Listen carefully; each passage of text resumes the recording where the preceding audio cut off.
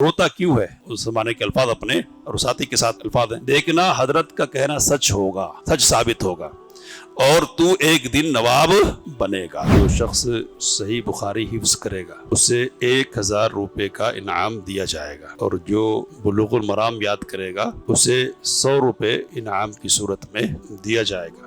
زندگی کا ایک معاملہ یہ ہے کہ ان کو حاسدین کے حسد کا سامنا کرنا پڑا اور کئی قسم کے الزامات ان پر لگائے گئے۔ تو آپ کی نوابی کی وجہ سے آج ہم ان کا ذکر خیر نہیں کر رہے ہیں۔ کس بنیاد پر کر رہے ہیں؟ علم اور دین کی اشاعت کی بنیاد پر کر رہے ہیں۔ تو دنیا کے ساتھ جینے والے کو دنیا قبول نہیں کرتی ہے، دنیا بھی ان کو ایک وقت گزرنے کے بعد بلا دیتی ہے۔ علم کے ساتھ اور دین کے ساتھ جو لوگ جیتے ہیں نا، تو وقتی طور پر ان کو ممکن ہے کہ آزمائش ہو، لیکن ان کے لیے کیا ہے؟ لسان صدق کا معاملہ ہوتا ہے کہ سچی زبان، اچھی زبانوں پر ان کے تذکرے ہوتے ہیں اور اچھا تذکرہ ہوتا ہے۔ تو اس کی مثالوں میں سے ایک مثال نواب صدیق حسن خان رحمہ اللہ کی شخصیت کی بھی۔ علم الانسان ما لم يعلم۔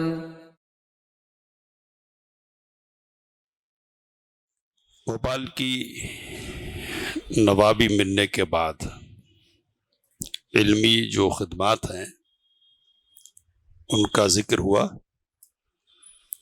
اور اس سلسلے میں یہ بات ہمارے سامنے آئی کہ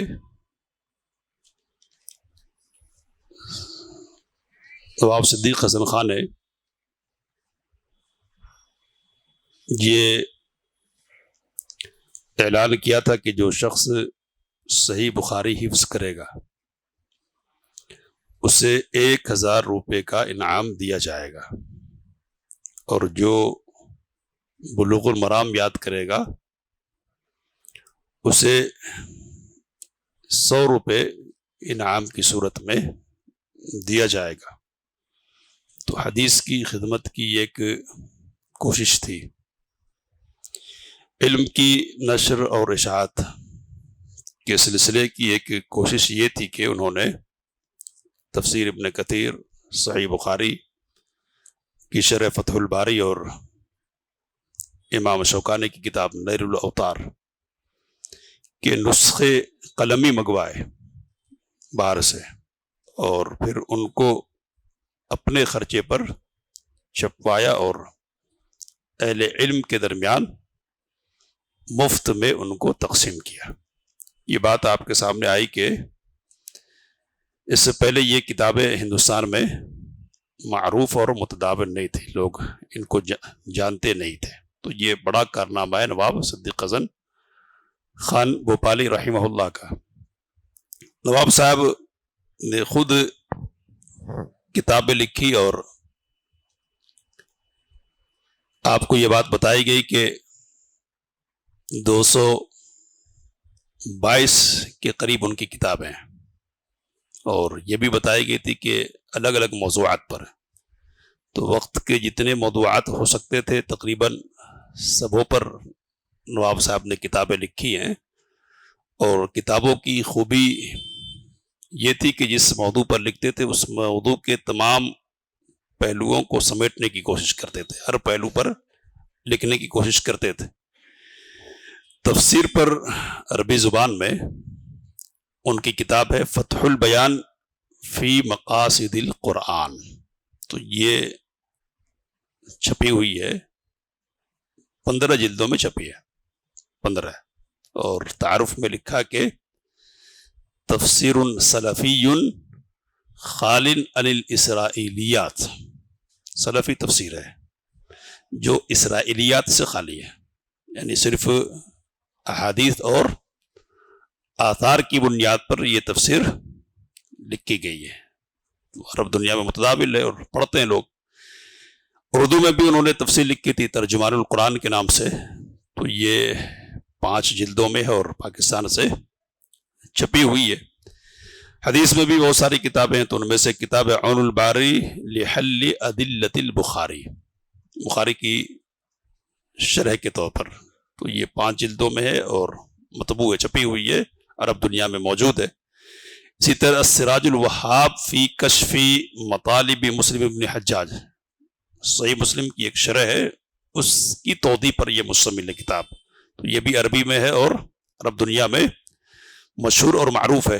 اب ساری کتابوں کے تعارف کا موقع تو نہیں ہے، بہرحال کہنے کا مطلب یہ ہے کہ 222 کتابیں لکھی اور ایک کتاب نہیں ہے یہ، بلکہ ایک کتاب کئی جلدوں پر مشتمل ہے، عربی میں لکھی، فارسی میں لکھی اور اردو زبان میں لکھی، تو اس طرح سے کل 222 کتابیں ہوتی ہیں۔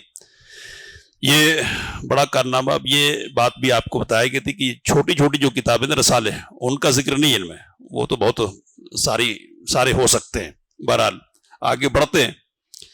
نواب صاحب کی زندگی کا ایک معاملہ یہ ہے کہ ان کو حاسدین کے حسد کا سامنا کرنا پڑا اور کئی ایک قسم کے الزامات ان پر لگائے گئے۔ حسد کی وجہ کیا تھی؟ تو ایک وجہ تو یہ تھی کہ ایک بڑے منصب پر فائز ہو گئے تھے، تو اس وجہ سے ان کے جاہ اور منصب کو دیکھ کر لوگ ان سے جلنے لگ گئے تھے بہت سارے، اور پھر علمی جو سرگرمیاں تھیں ان کی، حدیث کی اشاعت، صحیح عقیدے کی اشاعت کا جو جذبہ تھا اور اس کے لیے جو ان کی خدمات تھی، ان کی بنیاد پر بھی لوگ ان سے حسد کرنے لگ گئے تھے۔ تو اس لیے حسد کی بنیاد پر کوشش ہوئی کہ انگریزوں کے یہاں ان کو متہم کر دیا جائے اور پھنسایا جائے۔ تو پھنسانے کے لیے عنوان کیا تلاشا جائے، تو جو عناوین تلاشے گئے ان میں سے ایک عنوان یہ تھا کہ ان کے جو والد صاحب تھے سید اولاد حسن قنوجی رحمہ اللہ، ان کا تعلق تحریک شہیدین سے تھا، یعنی سید احمد اور شاہ اسماعیل دہلوی رحمہ اللہ کی تحریک جو انگریزوں سے برسر پیکار تھی، اور اسی زمانے میں پکڑے گئے تھے لوگ تحریک مجاہدین کے، اور کالا پانی کی سزائیں دی جا رہی تھی ان کو۔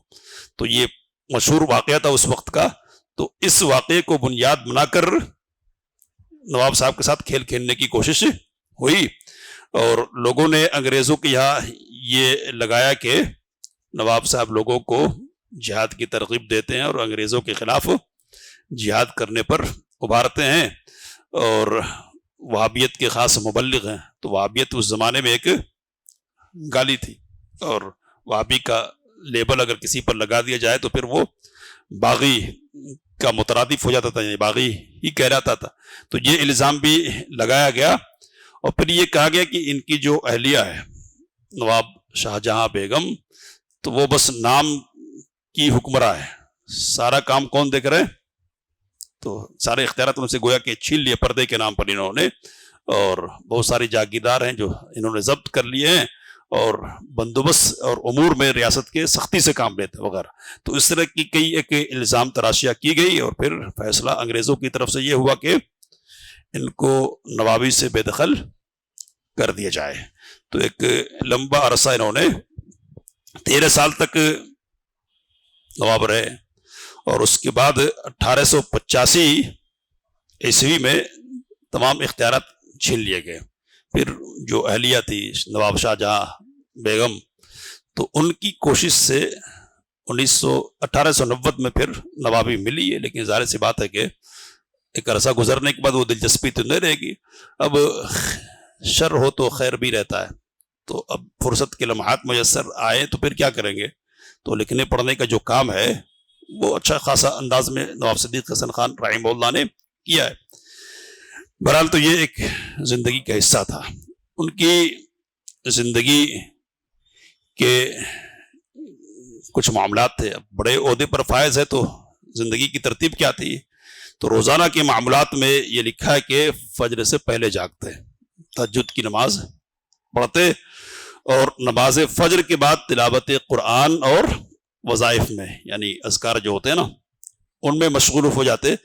پھر 1 گھنٹے تک تقریباً جو واقعات ہوتے ریاست کے، خبریں ہوتی، ان کو سنتے ہو ہدایات دیتے، اور پھر لکھنے پڑھنے میں مصروف ہو جاتے۔ دوپہر تک یہ سلسلہ جاری رہتا، پھر کھانا کھاتے، قیلولہ کرتے، اور پھر ظہر کی نماز سے فارغ ہوتے، اور ریاست کے جو معاملات ہوتے ان کو طے کرتے، احکامات وغیرہ جاری کرتے، عصر کا وقت ہوتا تو پھر ذرا چہل قدمی وغیرہ کے لیے، تفریح وغیرہ کے لیے نکل جاتے نماز پڑھنے کے بعد، مغرب کے بعد پھر خبریں سنتے یا حالات پیش آئے وغیرہ، اور پھر بچوں کو، گھر کے لوگوں کو اور دوسرے لوگوں کو بھی قرآن کا درس دیتے تھے۔ تو یہ روزانہ کا معمول تھا، پھر عشاء کی نماز کے بعد سو جایا کرتے تھے۔ یہ دو باتیں کہہ کے بات کرتے ہوں۔ مزاج کیا ہے؟ تو مزاج اپنا لکھا ہے کہ صحبت اہل جہاں سے تہے دل سے بیزار رہتا ہوں۔ صحبت اہل جہاں سے تہے دل سے بیزار رہتا ہوں۔ اب یہ پرانی اردو ہے، مطلب یہ کہ دنیا دار جو لوگ ہیں نا، ان کی صحبت سے دل کی گہرائی سے بیزار رہتا ہوں، یعنی تعلق نہیں ہے مجھ کو، اور اہل علم کی صحبت کو دوست رکھتا ہوں۔ ایسے لوگوں کی صحبت ہو جو مذاکرہ علمی یا ذکر الہی کرے، یعنی ایسے لوگوں کے ساتھ بیٹھنا پسند کروں گا جو علمی باتیں کرے یا پھر اللہ کا ذکر کرے۔ دوسرے لوگوں سے بیٹھنا، ان کے ساتھ گفتگو کرنا اور ٹائم پاس کرنا میرا مشغلہ نہیں ہے۔ ظاہر سی بات ہے کہ یہ جو کتابیں ہیں سینکڑوں کی تعداد میں، یہ یوں ہی لکھی نہیں جائے گی، اپنے آپ کو صحیح مشاغل میں لگانا پڑے گا، تبھی یہ سارے کام ہو سکتے ہیں۔ بہرحال اب ایک بات کہہ کے بات ختم کر رہا ہوں، جس میں نصیحت ہمارے لیے کہ ایک صاحب تھے قدرت اللہ قدرت، بچپن میں نواب صدیق حسن خان کے مکتب کے ساتھی تھے، مکتب کے یعنی ابتدائی جو مدرسہ ہوتا نا اس کے ساتھی تھے۔ اب یہ قدرت کون ہے؟ تو ہندوستان کے ایک چیف جسٹس جو گزرے ہیں، جسٹس ہدایت اللہ، تو ان کے دادا ہوتے تھے۔ تو قدرت نے واقعہ بیان کیا ہے کہ دونوں ساتھ میں تھے، غریبی کے حالات تھے۔ ایک دن فجر کی نماز کے لیے قدرت اللہ جا رہے تھے تو دیکھا کہ نواب صدیق حسن خان سردی سے بالکل ٹھٹر جا رہے ہیں، تو جو چولا ان کے جسم پر تھا نا وہ نکال کے ان کو اڑا دیا۔ اب ذرا گرمی محسوس ہوئی تو آنکھ لگ گئی، اور قرآن پڑھنے کا جو وقت تھا متعین، فضل الرحمان گنج مراد آبادی استاد سے، تو ان کی خدمت میں دیر سے پہنچے۔ تو انہوں نے کہا کہ کہیے نواب صاحب اب تشریف لا رہے ہیں، نواب صاحب اب تشریف لا رہے ہیں۔ تو نواب صاحب تو نہیں تھے نا، ایک غریب مسکین قسم کے آدمی تھے۔ اب یہ جو نواب صاحب کا لفظ استعمال کیا استاد نے، وہ دل کو لگ گیا، یعنی تکلیف پہنچی کہ ایک طرح سے طنز کیا جا رہا ہے میری حالت پر۔ تو جا کر اپنے حجرے میں پھوٹ پھوٹ کر رونے لگے۔ یہ جو ساتھی یہ قدرت اللہ پہنچے، کہا کہ کیا معاملہ ہے، کیوں روتے ہو؟ تو کہا کہ استاد نے مجھ پر ایسا طنز کیا ہے۔ تو کہا کہ تم اس کو اس طور پر لیتے ہو، اس طور پر کہ استاد نے طنز کیا ہے، میں اس کو دوسرے طور پر لیتا ہوں، کیا ہے؟ تو کہا قدرت اللہ نے کہ ارے روتا کیوں ہے؟ اس زمانے کے الفاظ اپنے اور ساتھی کے ساتھ الفاظ ہیں، دیکھنا حضرت کا کہنا سچ ہوگا، سچ ثابت ہوگا، اور تو ایک دن نواب بنے گا۔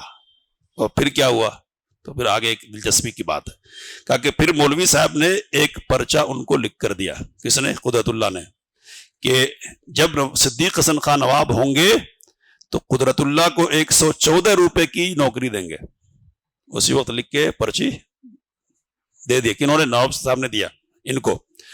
صدیق حسن خان نے اس پرچے پر دستخط کر دیے اور بات ختم ہو گئی، ختم۔ اب یہ کہیں اور، وہ کہیں اور، تو نواب صاحب بھوپال پہنچ گئے، وہاں کے معاملات، اور یہ قدرت اللہ صاحب میسور آ گئے، یہاں بھی حکومت تھی ایک، تو یہاں نوکری کرنے لگے۔